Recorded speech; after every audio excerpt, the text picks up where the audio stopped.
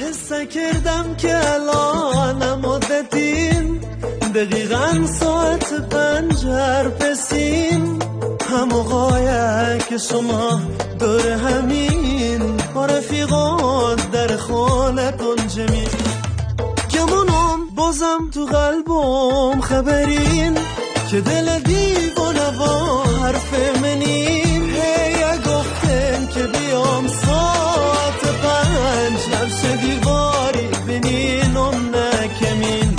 نبش دیواری بینینم نکمین دلمه بیتو دیگه گم نکن بیتو ارزانی مردم نکن گوشی با هیچ گپ منین اصلا